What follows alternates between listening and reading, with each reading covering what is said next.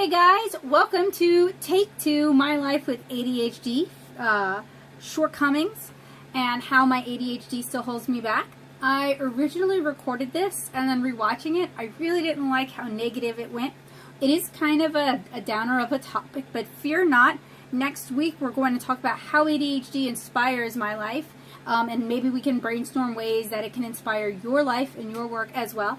So we're not taking like a total derail into sad land here. This is just important to take stock and to kind of think about and to be aware of as you're progressing through your journey dealing with your ADHD. So I'm going to go over the things that still hold me back or that I still struggle with, and then we'll talk about them in detail. And what this kind of culminates into is that I've started researching hiring an ADHD coach to kind of help me overcome some of these hurdles, because I feel like I am no longer equipped, or rather I've hit a point where I don't have the resources to help myself get past a certain point. So I am looking at hiring a professional who is trained to help people with this and trained to help people sort of overcome these hurdles. So that's kind of the TLDR.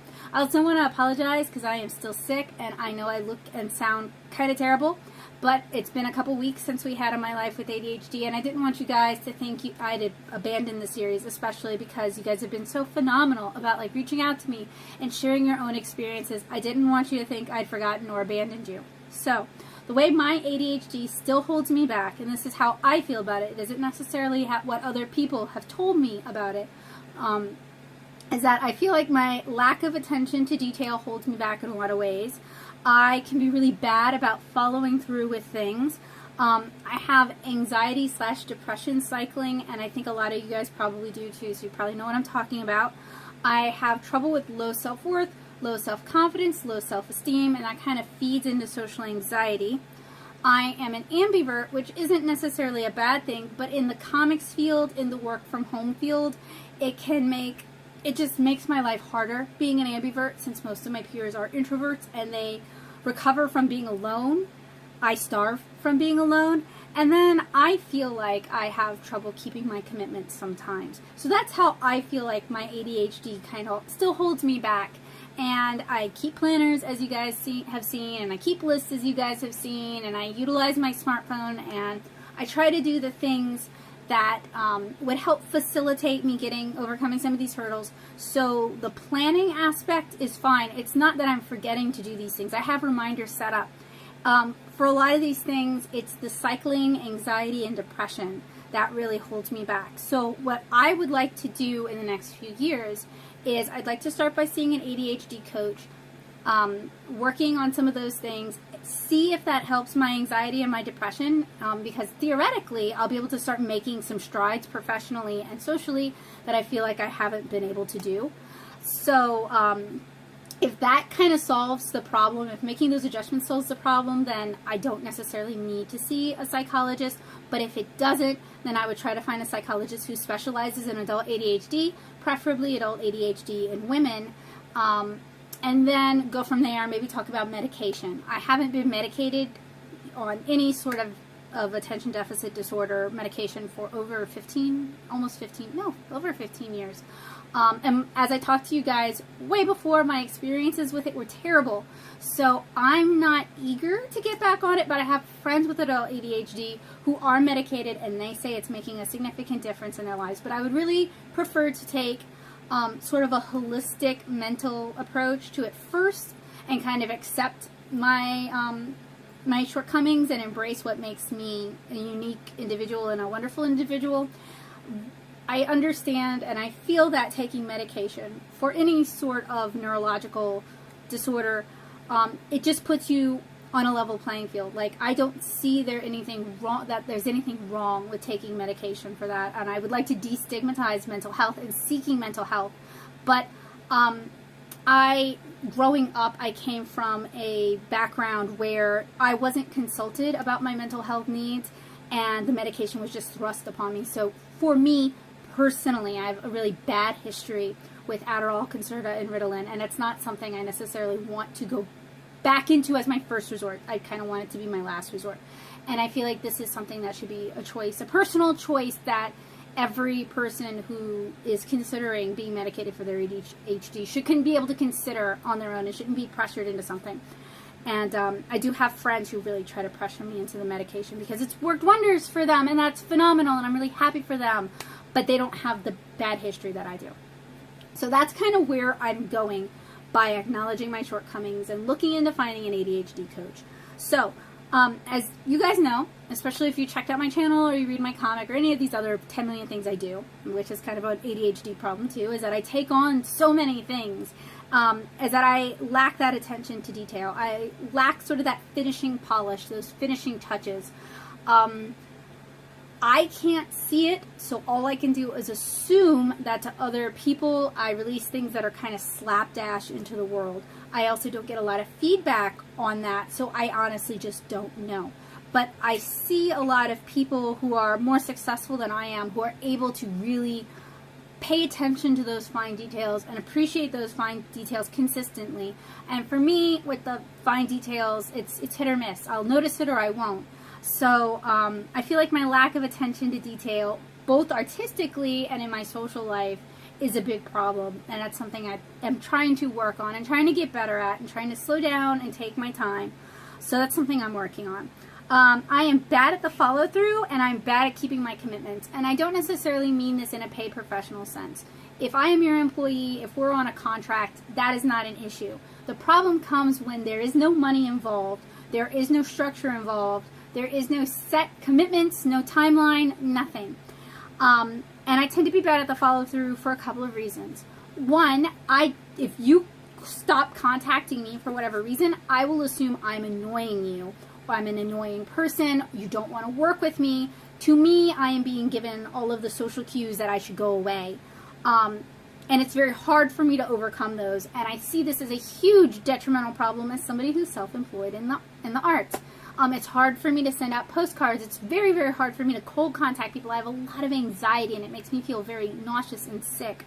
And I'm also hoping that working with a coach can help me overcome some of those hurdles, and I can have somebody with more experience kind of looking over my stuff and helping me. So being bad at follow-through and being bad at keeping my commitments both tie into either I'm anxious that I'm annoying people, or I'm currently going through a depressive spell where I just don't have any extra energy. So when I don't have energy, I tend to say things extremely bluntly, and of course people think that's rude. And I don't mean it rude. I am literally just stating the very basic observation, and I don't have the energy to kind of formulate it into something that's socially acceptable and kind of fluff and flounce it up. Again, attention to detail. I don't have that when I'm super depressed. So,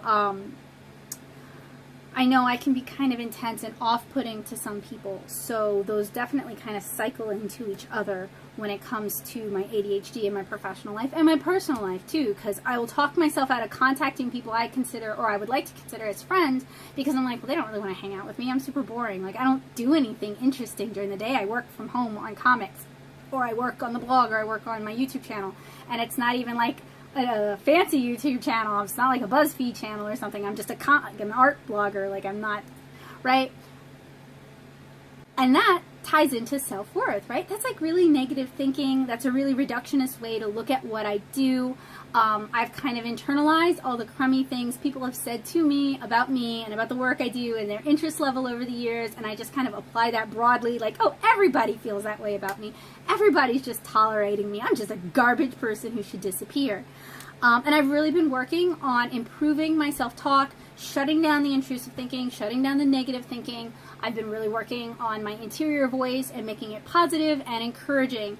So I have made strides with that, but I am still, comics is super weird because it's a competition, but it's not a competition, and you're really discouraged from talking about like the nastier, seedier aspects, but then somebody popular will go out on a limb and start talking about those things, and suddenly everyone can talk about it. I really feel like as an indie industry, it is kind of an abusive indie industry. Like, we protect our abusers until it is popular to out them, and then it's like a blood spill in the ocean and all the sharks come out.